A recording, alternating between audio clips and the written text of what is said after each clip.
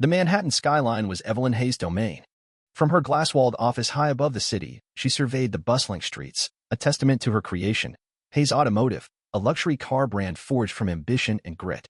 As a black woman, Evelyn had shattered every glass ceiling the industry could throw at her, building a multi-billion-dollar empire in a space historically reserved for old money and older prejudices. Her very presence was a statement. But today, a letter lay open on her sleek, minimalist desk, its words a dull ache against the vibrant energy of the city. Hayes Automotive, Beverly Hills Showroom. To whom it may concern. I am writing to express my profound disappointment with my recent experience at your Beverly Hills location. As a longtime admirer of Hayes Automotive, I was eager to purchase one of your vehicles, a symbol of craftsmanship and performance that I've long admired. However, my visit was nothing short of humiliating. Despite being prepared to make a significant purchase, I was met with blatant indifference and suspicion. Sales associates barely acknowledged my presence. When they finally did engage, I was subtly, yet deliberately, steered away from the top-tier models, while a white customer, dressed no differently than myself, received immediate and enthusiastic attention. I had always believed Hayes Automotive represented something more than just luxury automobiles. I believed it stood for inclusivity and excellence. I was clearly mistaken. Sincerely, Marcus Bellwether.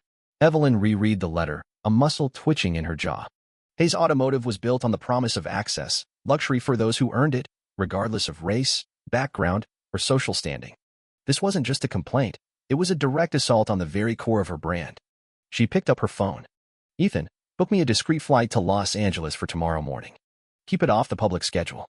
Ethan Reed, her chief of staff, knew better than to question her. Understood, Evelyn. The following morning, Evelyn landed in Beverly Hills, her appearance carefully curated. Dark jeans, a crisp white button-down shirt, and understated sneakers.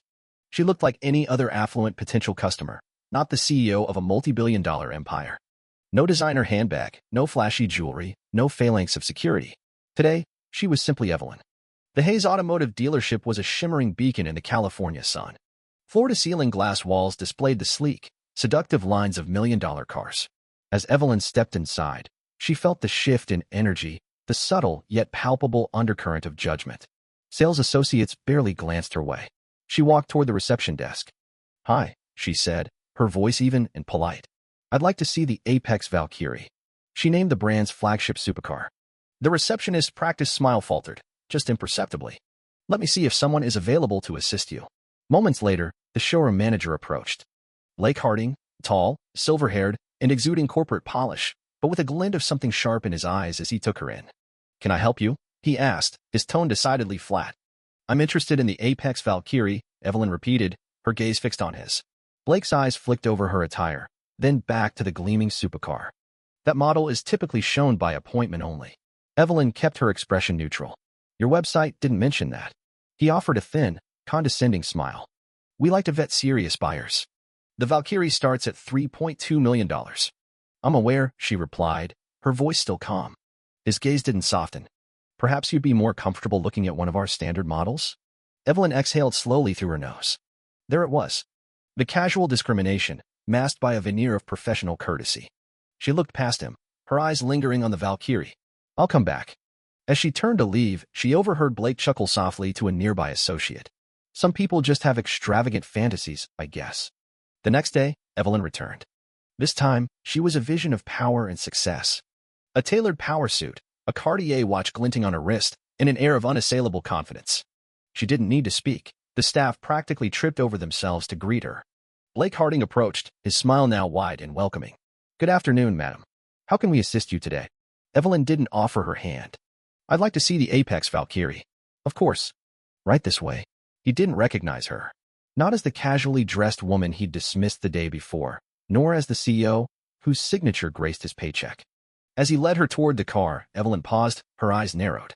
"Do you treat all your customers like this, Mr. Harding?" Blake hesitated, momentarily thrown off by the pointed question. "We strive to provide exceptional service to everyone, madam." Evelyn's smile was cold, devoid of warmth. "Try harder." She turned and left, leaving Blake completely baffled. Back in New York, Evelyn launched a full-scale internal investigation. She pored over surveillance footage, interviewed employees, and uncovered hidden policies. What she found was a deeply entrenched culture of racial bias, baked into the very fabric of the Beverly Hills dealership. It wasn't just Blake Harding, it was systemic. A month later, Evelyn held a press conference. The world watched as she took the stage, her expression resolute. I built Hayes Automotive on the fundamental belief that luxury should be earned, not inherited, she began, her voice resonating with conviction. But what I discovered within my own company was a culture that gatekeeps, based on race and appearance. And that ends today. She announced sweeping reforms, new leadership, mandatory anti-bias training, and a zero-tolerance policy for discrimination.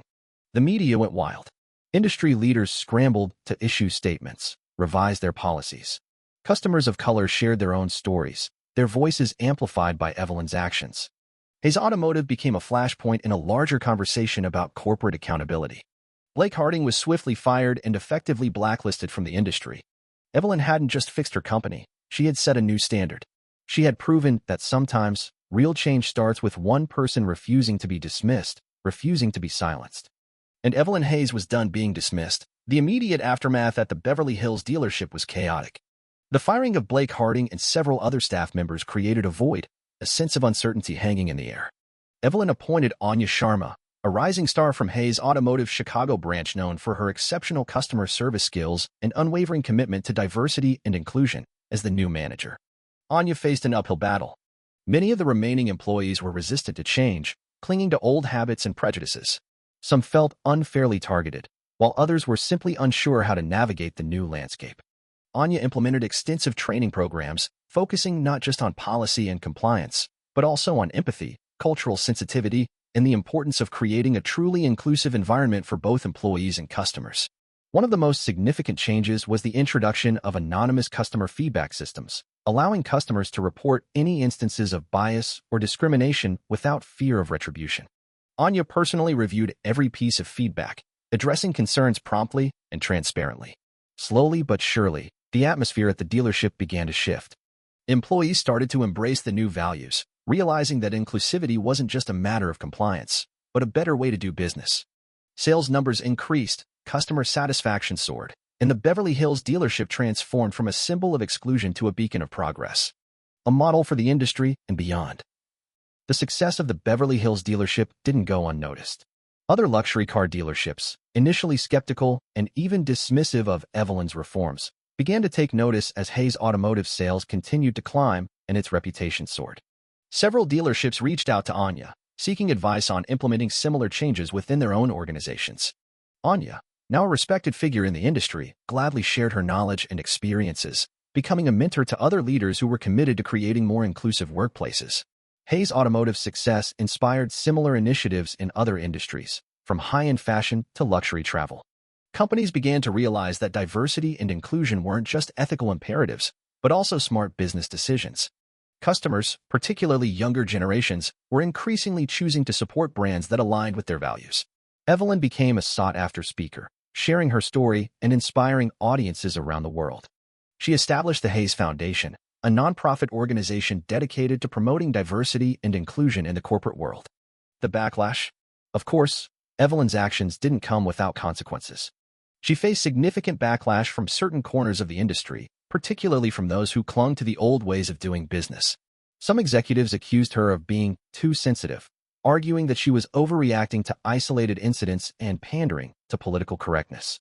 Others privately questioned her leadership, suggesting that her focus on diversity was distracting her from the core business of selling cars.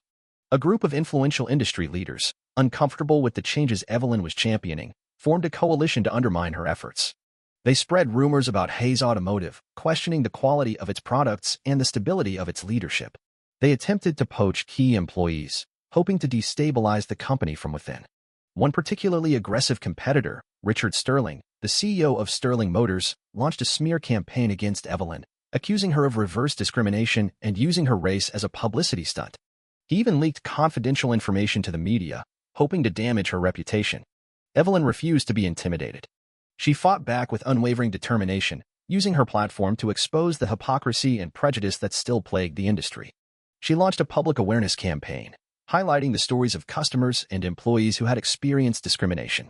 She also took legal action against Richard Sterling, suing him for defamation and breach of contract. The lawsuit became a high-profile battle, attracting national attention and further amplifying Evelyn's message. In the end, Evelyn prevailed. Richard Sterling was forced to issue a public apology and pay a substantial settlement. The coalition of industry leaders crumbled, their efforts to undermine her ultimately backfiring. A legacy of change. Evelyn Hay's story became a case study in business schools around the world, illustrating the power of ethical leadership and the importance of creating a truly inclusive workplace. She proved that it was possible to be both successful and socially responsible, and that doing the right thing was always the best business strategy. While the fight for equality and inclusion was far from over, Evelyn Hayes had undeniably left a lasting legacy, inspiring a new generation of leaders to challenge the status quo and create a better world. She had not only transformed Hayes Automotive but had also shaken the entire industry to its core, paving the way for a more just and equitable future. This expanded aftermath provides a more nuanced and realistic view of the impact of Evelyn's actions, acknowledging both the successes and the challenges she faced.